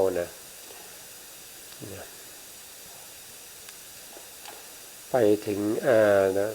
ผ่านในเรื่องของพวกที่ฌานแล้วก็พวกที่เป็นอารมณ์นะครับที่ทำมีอารมณ์อะไรบ้างนะครับที่ทำให้ไปเกิดเป็นพวกที่เป็นพรหมนะครับอันนี้ก็พูดไปเมื่อวานแล้วนะแล้วก็เมื่อวานก็พูดถึงกรรมอารมณ์นะกรรมอารมณ์แล้วก็กรรมนิมิตอารมณ์กรรมอารมณ์ก็คือเป็นอารมณ์ที่คล้ายๆกับว่าผู้ที่กำลังจะตายได้ทำกรรมนั้นอยู่นะจริงๆไม่ได้ทำนะครับจริงๆนอนอยู่บนเตียงพร้อมที่จะตายแล้วนะแต่ไปมีกรรมที่ตัวเองเคยทำไว้ในอดีตมาปรากฏทำให้ตัวเองรู้สึกว่ากำลังทำกรรมนั้นอยู่เรียกว่ากรรมอารมณ์นะกรรมนิมิตอารมณ์ก็คือเป็นนิมิตเครื่องหมายนะครับที่เครื่องไม้เครื่องมือที่ตัวเองเคยใช้นะครับหรือว่าพวกที่เป็นกสิณทั้งหลายนะพวกที่เป็นกสิณมีปฏิภาคนิมิตทั้งหลายนะพวกที่จะไปเกิดเป็นพรหมนะอันนี้จะไปเกิดในภูมิที่มากที่สุดนะกรรมอารมณ์นี่จะเกิดในกามภูมิ11เท่านั้นนะจะไปเกิดเป็นพรหมไม่ได้นะเกิดได้เฉพาะกามภูมิ11แต่ถ้าเป็นกามนิมิตอารมณ์เนี่ยไปเกิดได้ทั้งที่เป็นในกามภูมิ11ก็ได้นะครับไปเกิดในกามภูมิ11ก็ได้ไปเกิดในรูปภูมิ15ก็ได้นะเวนัสสันนะแล้วก็ไปเกิดเป็นรูปภูมิ4ก็ได้นะครับถ้าเรารวมแล้วได้เท่าไหร่นะกามภูมิ11นะครับบวกกับ15ก็จะเป็น26นะ26บวกกับ4นะรูป4ก็ไปเกิดได้30ภูมินะกรรมนิมิตอารมณ์ไปเกิดได้30ภูมิเว้นเฉพาะอสัญญสัตว์ภูมิเดียวนะเพราะว่าภูมิที่เกิดของสัตว์ทั้งหลายมีอยู่31นะ31เพราะฉะนั้นกรรมนิมิตอารมณ์เนี่ยไปเกิดได้ถึง30ภูมิด้วยกันนะครับเว้นอสัญญสัตว์เท่านั้นเองถ้าเป็นคตินิมิตอารมณ์นะครับคตินิมิตอารมณ์ก็คือไปเห็นอารมณ์ที่จะพึงพบพึงเห็นพึงได้สัมผัสในภพหน้านะครับถ้าพูดอย่างนี้เนี่ยบางท่านอาจจะเข้าใจว่าเป็นอารมณ์ที่เราจะได้ไปพบเจอนะครับเป็นอนาคตอารมณ์ใช่ไหมตอบว่าไม่ใช่นะไม่ใช่เพราะอารมณ์ที่เป็นคตินิมิตอารมณ์เนี่ยก็จะมีได้อยู่2อารมณ์นะครับก็คือเป็นปัจจุบันกับอดีตนะครับอนาคตไม่มีนะอนาคตไม่มีนะครับไปเกิดที่ไหนก็ไปเกิดในกามภูมิ11นะไปเกิดในกามภูมิ11นะอย่างเช่นเราเห็นราชรถนะครับมารับอย่างเงี้ยนะครับหรือว่าเห็นวิมานนะเห็นสวรรค์นะเห็นคันนะครับเห็นไฟไหม้อย่างเนี้ยนะครับเห็นที่ลกล้างสกปรกนะครับหรือว่าไปเห็นเดรัจฉานนะพวกนี้เป็นนิมิตนะเป็นนิมิตเราจะไปเกิดตามนั้นนะไปเกิดตามนั้นนะซึ่งการที่เราพูดถึงเรื่องของอารมณ์ที่เราจะได้พบเจอในข้างหน้าแต่มันไม่ใช่อารมณ์ที่เป็นอนาคตเนี่ยเราก็จะต้องมีคำอธิบายนะครับว่าบางคนเขาก็จะสงสัยนะเขาก็จะสงสัยเพราะฉะนั้นก็จะมีคำอธิบายนะอธิบายในนะครับก็จะเป็นในลักษณะอย่างนี้นะครับในลักษณะอย่างนี้ก็คือหมายถึงอันนี้จะเป็นลักษณะของปฏิสนธิภวังคจิตแล้วก็จุติจิตนะครับในภพเก่าในภพที่กำลังจะตายตรงนี้นะครับวิถีนี้เราเรียกว่าเป็นวิถีที่เป็นมรณาสันนการมีชวนะอยู่5ขณะนะครับอันนี้ชวนะดวงที่1นะแล้วก็ดวงที่2ดวงที่3ดวงที่4แล้วก็ดวงที่5 นะครับตรงนี้เขียนไม่พอนะครับก็เลยย่นย่อไว้นะย่นย่อไว้ก็จะมีชวนาดวง5 ดวงนะครับเพราะว่าคนที่จะตายเนี่ยจิตเขาจะอ่อนนะครับจิตเขาจะอ่อนเนี่ยชวนาจะไม่ถึง7 ขณะนะครับก็จะมีอยู่แค่5 ขณะนะแล้วก็จะจุตินะครับอารมณ์ที่เขารับเนี่ยเขาจะรับตั้งแต่ตรงนี้นะครับอันนี้เขาจะรับทางปัญจทวารนะครับก็จะรับตั้งแต่ตรงนี้นะรับตั้งแต่ตรงนี้มานะครับรับสมมติว่าเขารับพวกที่เป็นปัญจทวารเนี่ยก็จะรับประเภทที่เป็นรูปารมณ์นะครับรูปารมณ์ก็คือสีต่างๆนะเมื่อเขารับสีต่างๆเนี่ยสีนั้นเนี่ยจะตั้งอยู่ได้ถึง17 ขณะของจิตใช่ไหมครับอารมณ์จะตั้งอยู่17 ขณะของจิตแต่ถ้าเรานับอารมณ์แล้วเนี่ยมันจะเลยจากจุติจิตไปนะครับอารมณ์มาปรากฏตรงนี้เป็นครั้งแรกแต่จิตนี้เราเรียกว่าเป็นอาติตภวังค์ยังไม่ได้รับรูปารมณ์นะ1นะครับ2นะ3นะ4 5 6นะ7นะครับ8นะ9นะครับแล้วก็10 11 12 13 14 15 16 17นะครับเลยไปนะครับเลยเข้าไปในภพใหม่นะครับภพใหม่เพราะฉะนั้นภพใหม่ที่เป็นปฏิสนธิกับภวังคจิต2 ดวงนะครับก็จะรับอารมณ์ที่เป็นปัจจุบันได้นะอันนี้ก็ต้องเวลาหมดนะครับพูดถึงตรงนี้ก็จะยาวนะครับก็ต้องเอาไว้ในโอกาสหน้าต่อไปนะครับในครั้งต่อไปนะครับวันนี้ก็เราก็พูดถึงในเรื่องของต่อจากครั้งที่แล้วนะครับพูดถึงในเรื่องของการไปเกิดเป็นพรหมนะเกิดเป็นพรหมแล้วก็พูดถึงในเรื่องของทีติ7นะทีติ7แล้วก็ศตวรรษ9นะแล้วก็กลับมาพูดในเรื่องของมีบางท่านที่สงสัยในเรื่องของอารมณ์ที่เราจะไปพบเจอในภพหน้าทำไมไม่ใช่อารมณ์ที่จะเป็นอนาคตทำไมเป็นปัจจุบันหรือเป็นอดีตเท่านั้นนะครับเรากำลังพูดถึงตรงนี้อยู่นะเพราะฉะนั้นต้องใช้เวลานะครับวันนี้เวลาหมดก็ไว้ในครั้งต่อไปนะครับตอนนี้ก็เวลาหมดแล้วนะครับจำเป็นต้องลาท่านผู้ฟังและผู้ชมไปก่อนนะครับแล้วก็พบกันใหม่ในโอกาสต่อไปนะครับสุดท้ายนี้นะครับก็ขอกราบขอบพระคุณพระครูสมุทรวิศวัตรวรกิจโจผู้อำนวยการสถานีวิทยุเพื่อการศึกษาพระพุทธศาสนาและวัฒนธรรมนะ FM 104.5 เมกะเฮิรตซ์วัดฝายหินแล้วก็ขอบคุณท่านพระครูปริยัติยานุศาสตร์นะแล้วก็ขอบคุณท่านผู้ฟังและผู้ชมทุกท่านที่ติดตามในรายการพระไตรปิฎกลอยฟ้าในเนื้อหาของพระอภิธรรมวันนี้ลาไปก่อนครับสวัสดีครับกรรม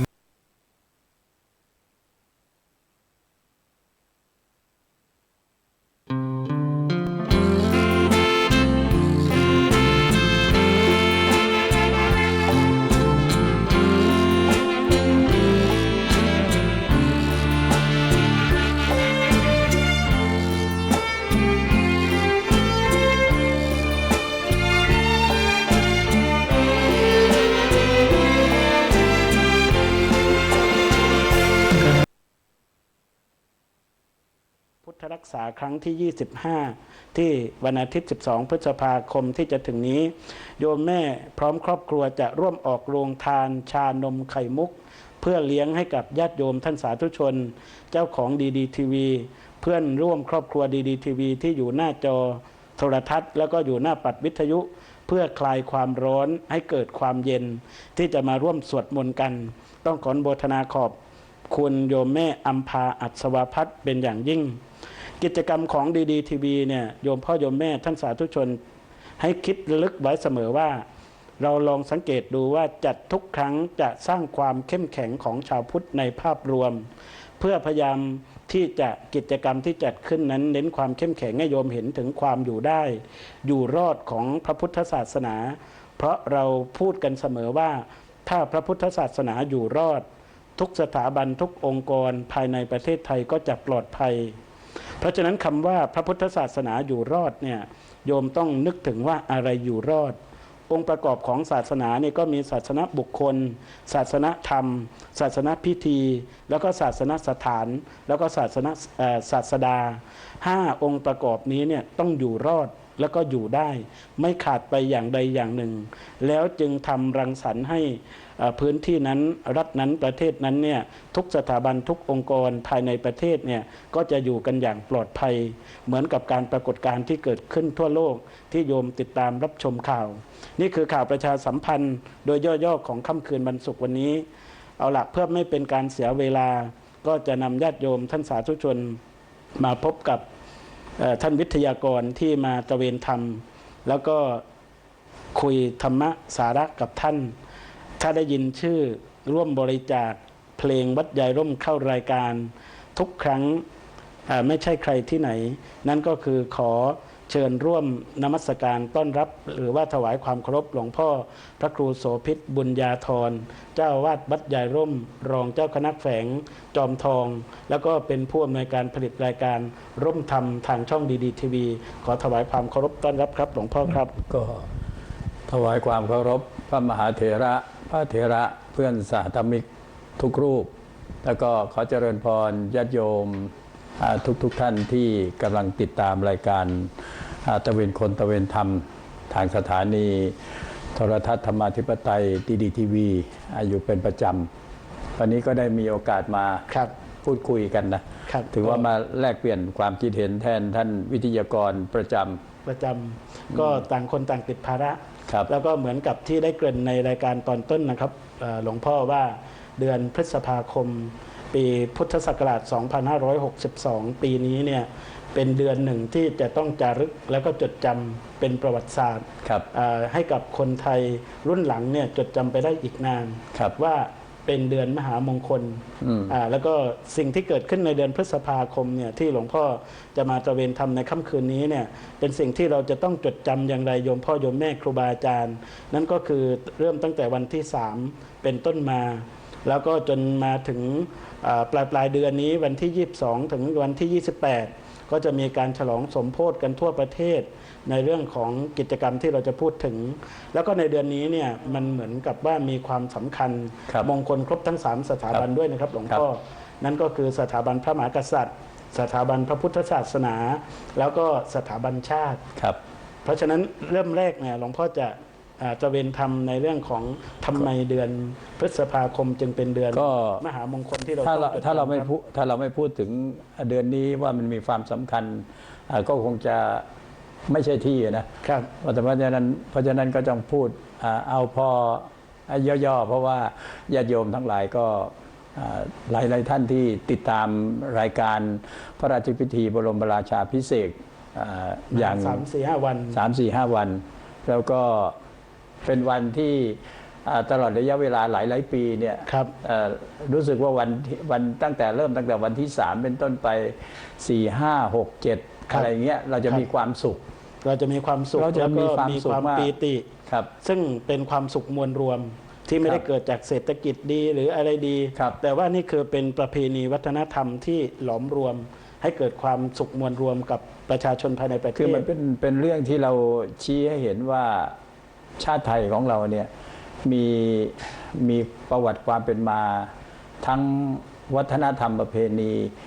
ที่เก่าแก่แล้วก็เรียกว่าชาญฉลาดไม่แพ้ชาติใดครับประเพณีต่างๆที่เราเห็นเนี่ยเพราะว่าอายุอย่างเรานะท่านที่เรียกว่า50-60เนี่ยก็ได้เห็นครั้งนี้แหละ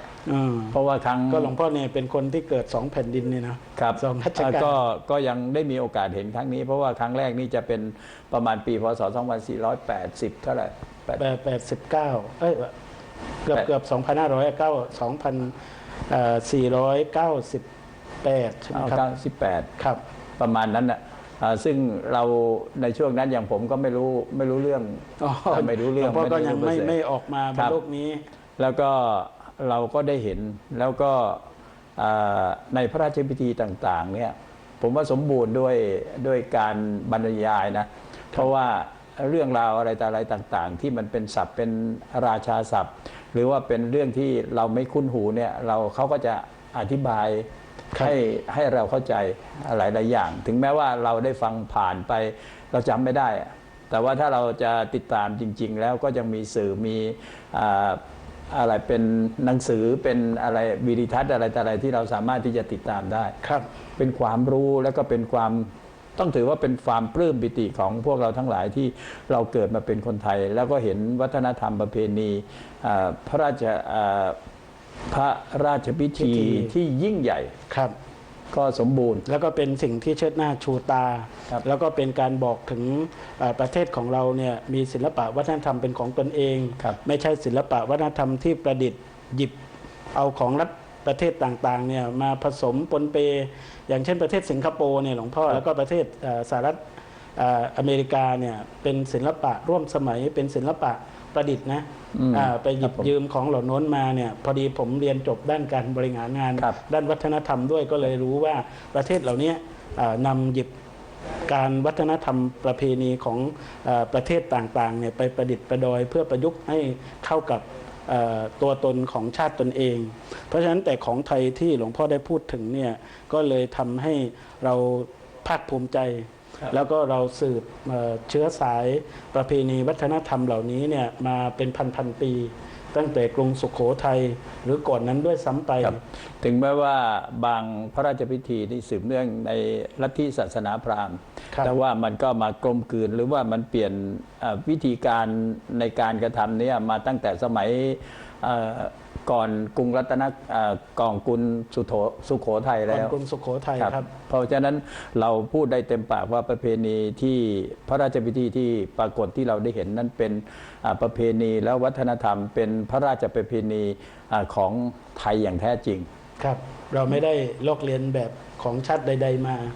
เป็น 2-3 พันปีนะหลวงพ่อที่เรามีการประยุกต์แล้วก็อนุวัตมาจากศาสนาพราหมณ์แต่ก็มาเป็นพุทธแท้ๆที่แฝงด้วยวิทยาศาสตร์ แล้วก็แฝงด้วยความปราบปลื้มยินดีที่มันพิสูจน์ได้ในจิตใจของเราประชาชนที่ให้ความเทิดทูนสถาบันอย่างแท้จริงแล้วเราจะยืนยันได้เลยว่าผู้ที่เข้าไปเฝ้าในพระราชพิธีนั้นก็ถือว่ามาด้วยใจจริงๆเทิดทูนพระองค์ร้อนมากเลยคือเราเองเนี่ยเราดูอยู่หน้าจอโทรทัศน์เราก็ยังมีความรู้สึกร้อนแล้วอยู่ตรงนั้นเนี่ยถ้าใครได้เคยสัมผัสอย่าง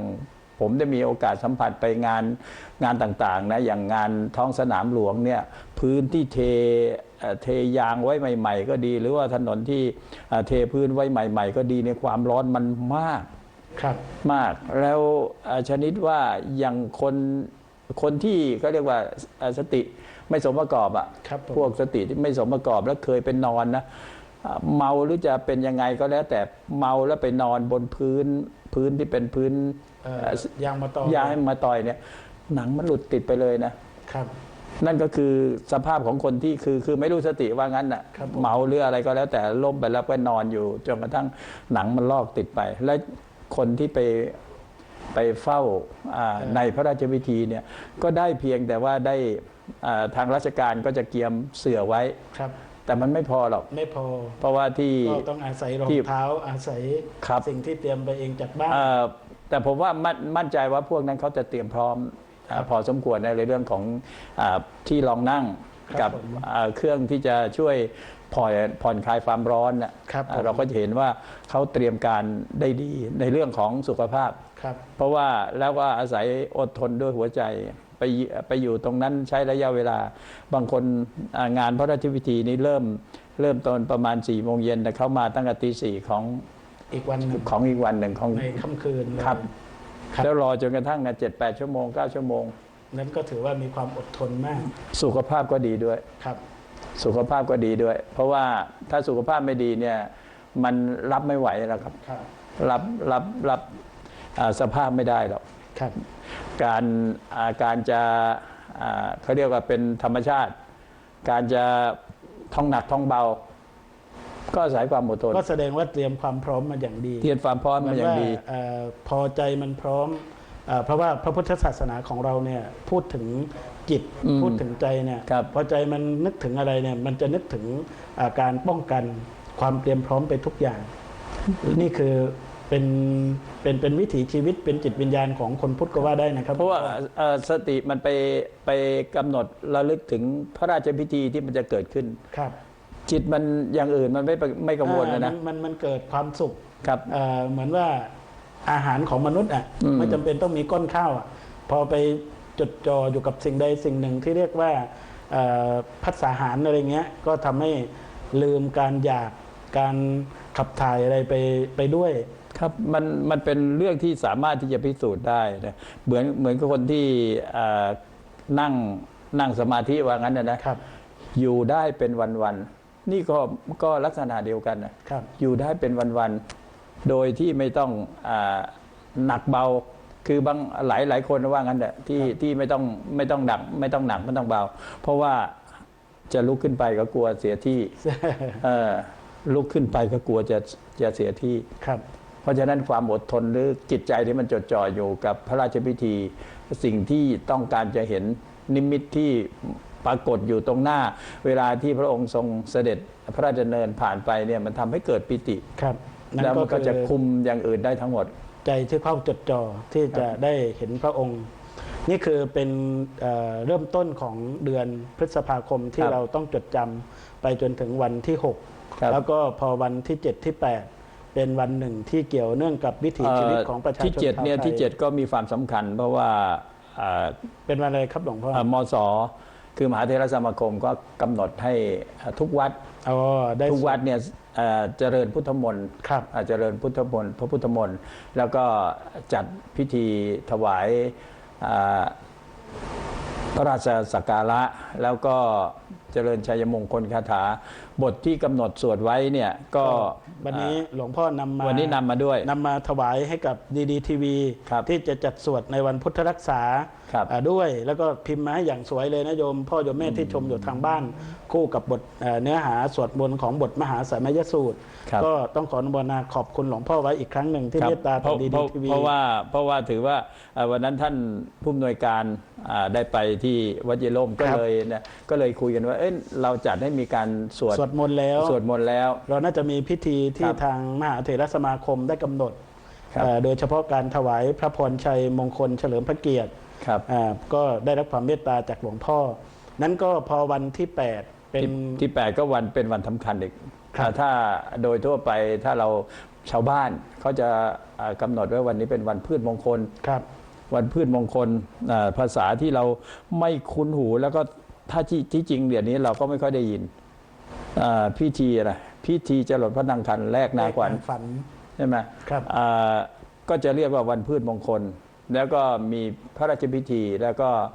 พระบาทสมเด็จพระเจ้าอยู่หัว แล้วก็สมเด็จพระนางเจ้าพระบรมราชินีนาถก็เสด็จในพระราชพิธีด้วย เพราะว่าประเทศไทยนี่เป็นประเทศเกษตรกรรม ครับ ทำนา ซึ่ง ครับ เราเรียนรู้ประวัติศาสตร์กันมาว่าส่งข้าวออกอันดับหนึ่งของประเทศ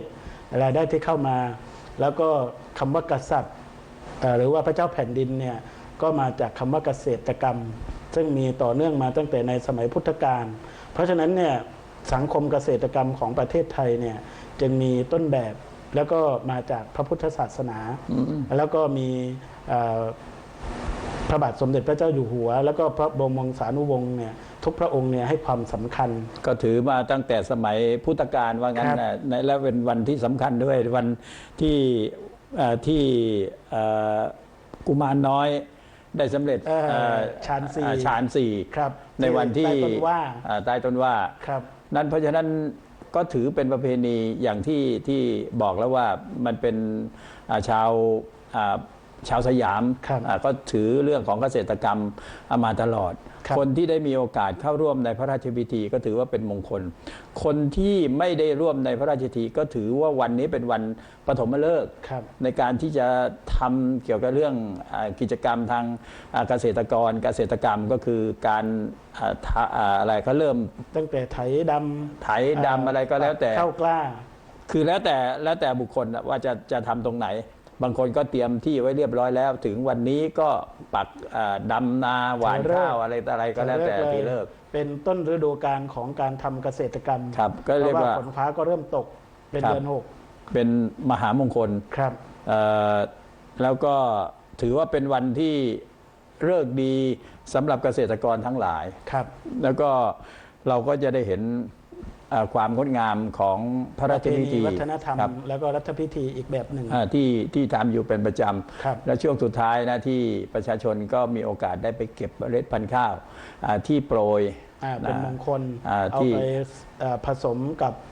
พันธุ์ข้าวของตนเองแล้วก็บางคนเนี่ยเก็บได้เยอะหลาย10 เม็ดเนี่ยก็เอาไปพยายามปลูกให้น้อยขึ้นมาแล้วก็สะสมไปปีต่อปีเพื่อให้ได้ใหญ่ขึ้นแล้วก็ในที่สุดไปทั้งแปลงครับและนอกจากนั้นก็ยังมีพระราชทานไปยังส่วนราชการอื่นๆที่เกี่ยวข้องต่างจังหวัดก็เพื่อเป็นพันธุ์ข้าวปีนี้รู้สึกจะเป็น4ชนิดด้วยกันที่พระราชทานไปก็ถือว่าเป็นมงคลของประชาชนชาวไทยโดยเฉพาะเกษตรกรในวันที่8นะก็เป็นวันสำคัญที่ถือว่าในช่วงต้นเดือนพฤษภาวันที่คือที่จริงพิธีพระราชบรมราชาภิเษกนี่ก็เริ่มมาตั้งแต่เดือนเมษายนแล้วนะจนมาทั้งที่เป็นแต่ว่ามันเป็นแค่เพียงเตรียมการแต่ว่าเป็นหัวใจ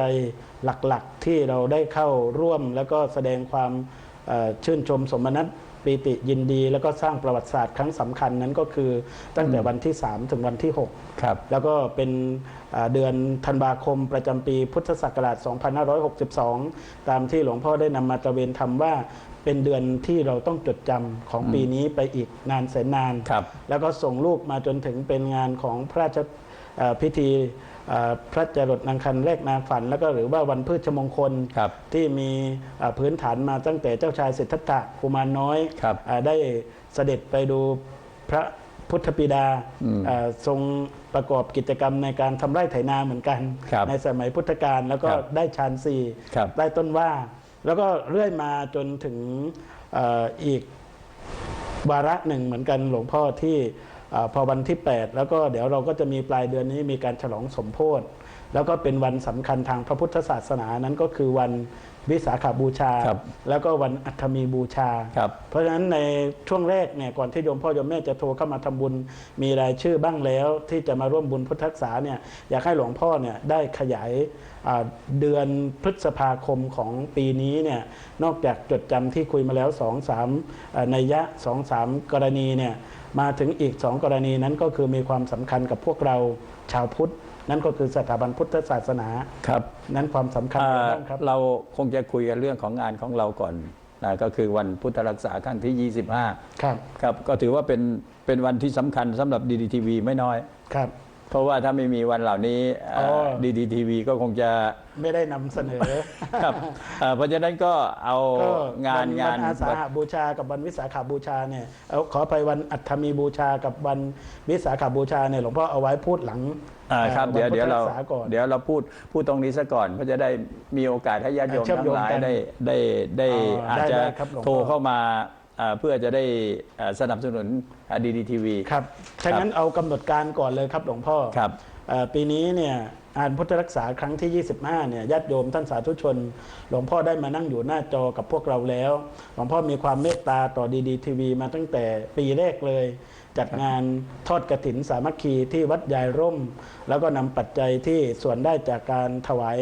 อานิสงส์บริวารภาคกฐินนั้นให้เป็นค่าเชื่อมสัญญาณ DDTV เมื่อปีพุทธศักราช 2553 แล้วก็จนถึงวันนี้หลวงพ่อก็ยังให้การสนับสนุนไม่เคยเสื่อมคลายเหมือนกับหลวงพ่อหลายๆรูปไม่ว่าหลวงพ่อวัดป่าเลไล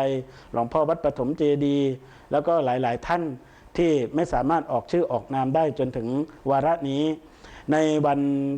พรุ่งนี้เนี่ยวันเสาร์หลวงพ่อยังได้เมตตานำพระสงฆ์แล้วก็นำอุบาสกอุบาสิกาของวัดเนี่ยมาร่วมจัดพิธีด้วยอย่างเช่นจัดโต๊ะมณฑปถ้าหลวงพ่อมีภาพที่จะนำมาโชว์ให้กับญาติโยมท่านสาธุชนที่รับชมอยู่ทางบ้านเนี่ยว่าจะนำมาประดิษฐานชั่วคราวในวันอาทิตย์วันที่12พฤษภาคมวันพุทธรักษาครั้งที่25ที่จะให้โยมเนี่ยนั่ง สวดมนต์เจริญสมาธิภาวนารอบ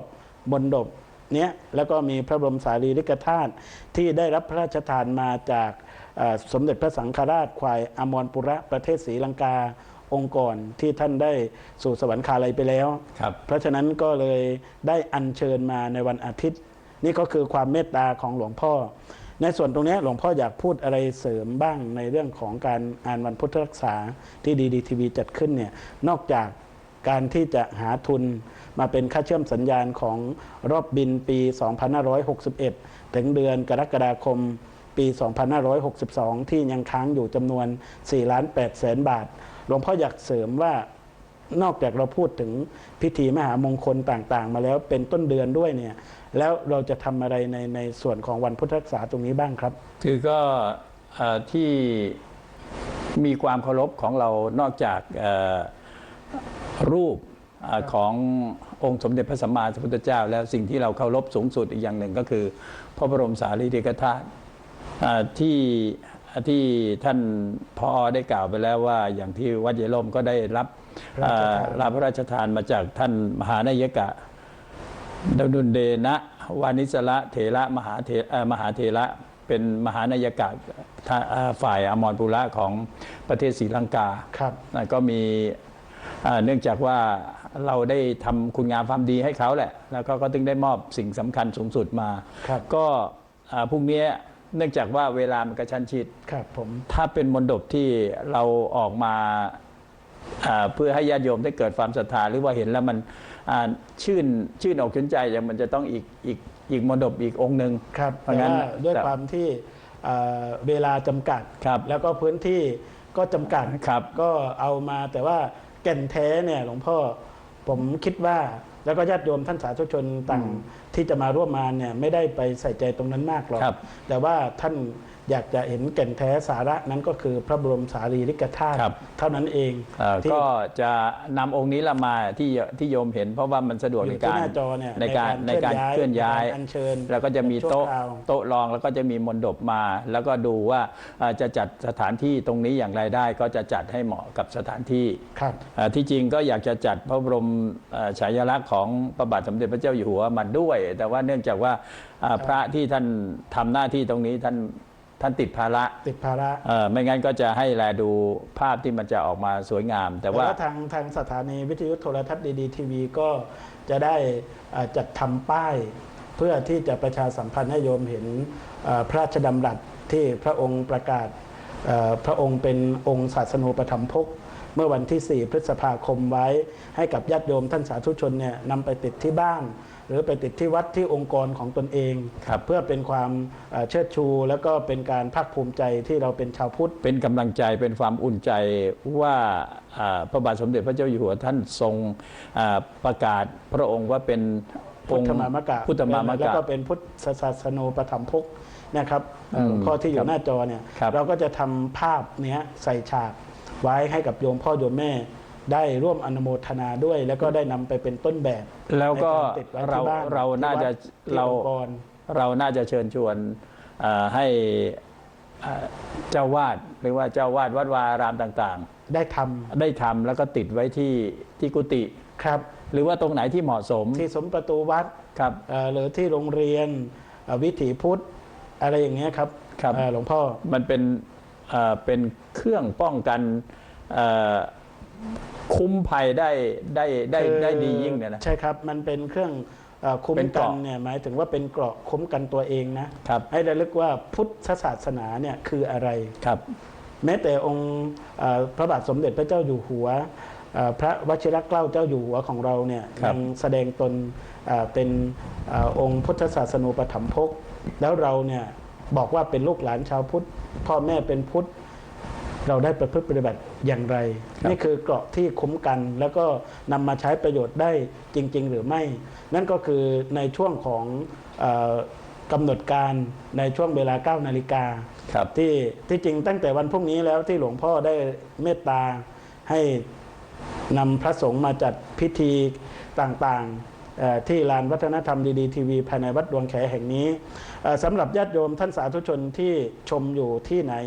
อยากมีส่วนร่วมค่าเชื่อมสัญญาณตอนนี้4,800,000เนี่ยโยมจองเข้ามาแล้วโอนเข้ามาแล้วเนี่ยได้500,000 กว่านิดๆนะโยมนะเกือบ600,000เหลืออยู่อีกตั้ง3 ล้านกว่าบาทหมายเลขโทรศัพท์ที่ขึ้นอยู่หน้าจอ 022195154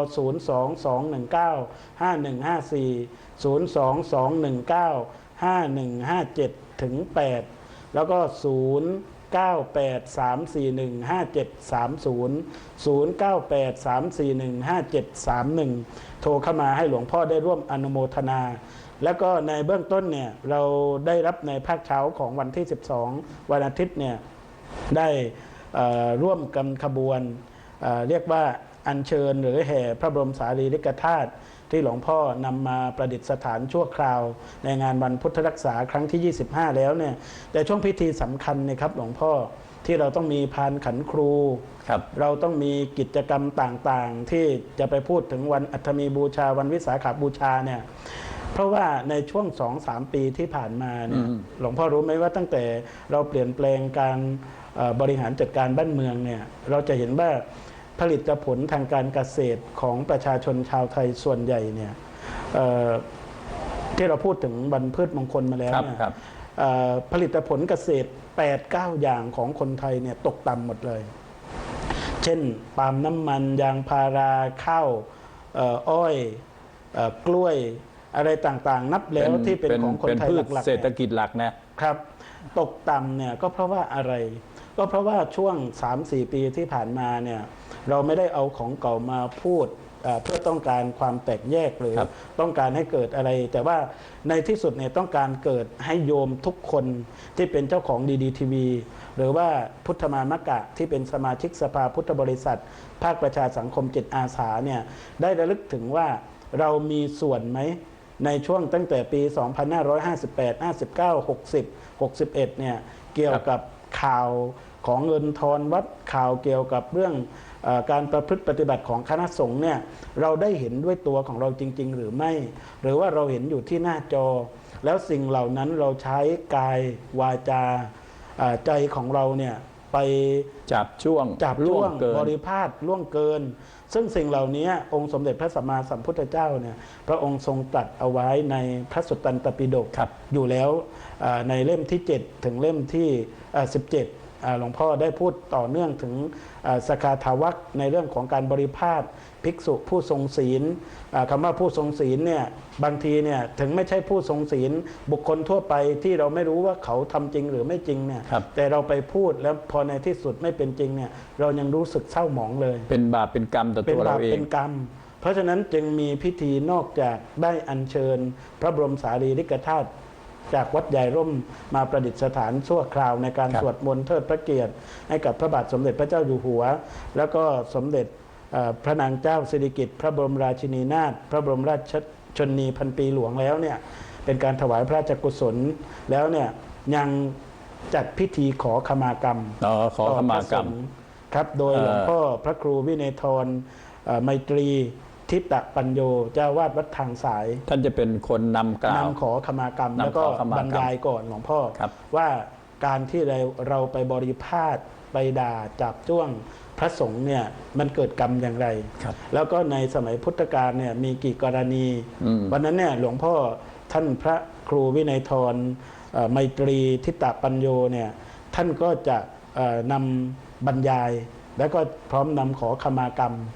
อย่างน้อยเนี่ยโยมพ่อโยมแม่ที่โทรกันมาแล้วจองพันขันครู 3-4 รายชื่อเนี่ยทำให้เบาใจสบายใจไปบ้างในช่วงเบื้องต้นนะหลวงพ่อก็เหมือนกับเวลาที่เราจะทำพิธีกรรมต่างๆเรื่องขอขมากรรมเนี่ยผมว่ามันเป็นเรื่องปกติของชาวพุทธนะแต่ว่าเราอาจจะไม่ค่อยได้เห็นถ้าเราไปทางภาคเหนือก็ดีภาคอีสานก็ดีเนี่ยเวลาที่เขาจะมานิมนต์พระเขาจะต้องมีขันที่เป็นดอกไม้ธูปเทียนแหละที่เรียกว่าขัน5เนี่ยเขาจะนำมาก่อนมากราบแล้วก็จะมาบอกภารกิจที่เขาต้องการคือเขาจะต้องมีขันมากราบมีขัน5มากราบขัน7ขัน9ขัน32ครับตามลำดับ ครับ ของผู้ศรัทธา แล้วก็ทางภาคเหนือเวลาที่เขาจะทำพิธีกรรมอะไรต่ออะไรต่างๆเนี่ยเขาจะต้องขมาพระพุทธพระธรรมพระสงฆ์ครูบาอาจารย์ต่างๆเนี่ยก่อนที่จะเริ่มพิธีทุกครั้งนะ โอ้ ถ้า ไม่ให้เป็นโทษ ไม่เพื่อไม่ให้เป็นโทษ ติดตัว เพราะฉะนั้นถ้าเราไปงานทางภาคเหนือไม่ว่าจะเป็นผมว่าไม่ว่าจะตั้งแต่ลำพูนลำปางเชียงใหม่แม่ฮ่องสอนไปเนี่ยผมที่เคยได้มีโอกาสไปร่วมพิธีเขาเรียกว่าเป็นอะไรหนานที่เป็นพิธีกรเนี่ยนะครับ เป็นพิธีกรเนี่ยก็จะต้องขอขมาพระรัตนตรัยก่อน แล้วก็พ่อแม่ครูบาอาจารย์เจ้าที่เจ้าทางอะไรต่ออะไรทุกครั้ง ครับ ที่เขาเป็น ก็ ทำ แม้ เป็นป แต่ ระจำ ศิลปินพื้นบ้านเนี่ยครับหลว ครั ง บ พ่อมโนราหนังตะลุงหรือว่าหมอลำต่างๆ ทั่วภูมิภาคของประเทศเนี่ย ครับ เวลาก่อนจะเริ่มแสดงเนี่ยก็จะไหว้ครู ครับ ไหว้ครูขอขมากรรมต่อพระรัตนตรัยแล้วก็ไปตามลำดับจนถึงเจ้าที่เจ้าทางเทวดาบูรพกษัตริย์ หรือว่าผู้มีพระคุณ แล้วก็จึงเริ่มเดินเรื่อง ครับ เพราะฉะนั้นเนี่ย ไม่ว่าจะเป็นมโนราหมอรำนะหมอรำถ้าเราคือเดี๋ยวนี้เรามีโอกาสได้ฟังบ่อยๆ ก็จะ ครับ เห็นว่าเวลาเขาก่อนเขาจะเล่นนี่เขาต้องไหว้ครูก่อนทุกครั้ง เพราะฉะนั้นเนี่ยในวันพุทธรักษาที่เกิดขึ้นในวันอาทิตย์ที่ 25 เนี่ย ครับ จึงเป็นครั้งที่สำคัญนะครับหลวงพ่อที่เราได้ประชุมแล้วก็คิดกันหลายๆ ความคิดที่ว่าผ่านมาทำไมตอนนี้ เราจึงยังไม่ค่อยมั่นใจด้วยซ้ำไปทั้งที่เรามีพิธีมหามงคลเกิดขึ้น แล้วก็เหมือนกับเราเห็นแสงสว่างอยู่รำไรว่าประเทศเราจะกลับมาศรีวิไลย์แล้วก็มีความร่มเย็นเป็นสุขประชาชนอยู่กันอย่างไม่ระหวาดระแวงซึ่งกันและกันเนี่ย ครับ เราเริ่มเห็นข้าวลางที่ดี แต่ว่าในลึกๆเนี่ยการเวลาที่มันพิสูจน์อยู่ข้างหน้าเนี่ยในบางครั้งเนี่ยช่วงสั้นๆเนี่ยมันก็ยังทำให้เราไม่ค่อยสบายใจได้อยู่เต็มร้อยครับเพราะฉะนั้นเนี่ย ในงานวันพุทธรักษาจึงจัดพิธีขอขมากรรมพระสงฆ์แล้วก็ขอขมากรรมพระรัตนตรัยโดยโยมพ่อโยมแม่จองขันครูในจำนวนที่เงินในกระเป๋าไม่เดือดร้อน แล้วก็เหลือเป็นค่าเชื่อมสัญญาณของดีๆทีวีช่องนี้ที่เราเป็นเจ้าของอยู่ได้ โดยไม่มีงบประมาณจากรัฐ หรือว่าจากองค์กรใดเป็นหลักมาสนับสนุนเนี่ยจากพวกเราผู้ชมทางบ้านที่เป็นสมาชิกเป็นเจ้าของกันเนี่ยคนละเล็กคนละน้อยที่ไม่เดือดร้อนตามที่ได้ประชาสัมพันธ์ไป เบื้องต้นก่อนที่เราจะมาดูในกำหนดการในช่วงบ่าย หลังจากหลวงพ่อพระครูวินัยธรไมตรีทิตะปัญโยเจ้าวาดวัดทางสายรองเจ้าคณะอำเภอบางสะพาน แล้วก็เป็นผู้ผลิตสื่อสร้างสรรค์ส่งเสริมสุขก็คือทำเพลงธรรมะ ครับ ลูกทุ่งธรรมะเนี่ยให้กับวิทยุให้กับดีทีวีวิทยุพระพุทธศาสนาแห่งชาติเนี่ยไปทั่วประเทศเลยนะครับ หลวงพ่อลงทุนทำเพราะฉะนั้นต้องขออนุโมทนาขอบคุณกับหมายเลขโทรศัพท์ แล้วก็แจ้งความประสงค์มาแล้ว โดยเฉพาะคุณโยมนิสาธงศรีบอกว่าจะมาร่วมบุญหน้างานด้วยเจ้าค่ะแล้วก็แจ้งความประสงค์เพื่อให้ใจของโยมเนี่ยเบาสบายมาก่อน เบื้องต้นโยมขอจองกองทุนบูชาผ่านขันครูกองละ999 บาท เป็นขันเงินขันทอง1พานก่อน เพื่อเกิดความสบายใจขอให้เคราะห์กรรมนั้นได้หลุดพ้นไป ด้วยอนุโมทนากับคุณโยมนิสาธงศรีด้วย คุณโยมวนิดาอนันต์โสภาพร้อมครอบครัวอยู่อำเภอแม่แตงจังหวัดเชียงใหม่ บอกว่าโยมแม่มาเดินทางมาร่วมงานไม่ได้ พร้อมครอบครัว แต่โยมแม่จะจองโอนเงินพร้อมให้จัดส่ง โดยจองพานขันครูกองทุนละ999 บาทเข้ามาเป็นกองเจ้าของดีทีวีทั่วไป ทางเจ้าหน้าที่ก็จะจัดให้ แล้วก็บอกว่าให้โยมแม่ได้พ้นจากกรรมจากการขอขมากรรม พระสงฆ์พระรัตนตรัยในงานพุทธรักษา พร้อมรับชมหน้าจอด้วย ต้องขออวยพรให้โยมได้รับพรนั้นทันทีเหมือนกัน คุณโยมวัลภาบุญทรัพย์จากหามวงวานอำเภอเมืองจังหวัดนนทบุรี บอกว่าคุณโยมจองพานขันครู เอาพาน999 บาท แต่ร่วมบุญมาจำนวน 1,500 บาท เป็นเจ้าของดีทีวีพร้อมจัดส่งค่าจัดส่งมาให้ด้วย แล้วก็ขอให้โยมได้พ้นจากเคราะห์กรรมพ้นจากภัยในการขอขมากรรม แล้วก็ร่วมงานบรรพุทธรักษาด้วยใจแม้กายมาไม่ได้ ก็โยมจะได้รับพรนั้นเช่นเดียวกัน หมายเลขโทรศัพท์ที่โยมโทรเข้ามา หลวงพ่อครับการที่เรามาด้วยตัวไม่ได้เนี่ยพระพุทธศาสนาเนี่ยถ้าเราทำพร้อมถึงกายวาจาและก็ใจ ครับ ถ้าใจมาถึงเนี่ย ครับ ทุกอย่างเนี่ยมัน ทุก ก็ อย่างก็สำเร็จหมดแหละ สำเร็จหมด สำเร็จด้วยใจ เพราะว่ามันสำเร็จด้วยใจ แม้แต่การประพฤติปฏิบัติธรรมนะองค์สมเด็จพระสัมมาสัมพุทธเจ้า ยังตรัสเวลาเราเรียนบาลีเนี่ย ครับ ถึงบทแรกเลยว่ามโนปุพพังขมาธรรมามโนมยามโนเศรษฐามโนมยาเนี่ย ครับ การประพฤติปฏิบัติธรรมเนี่ยต้องเริ่มจากใจ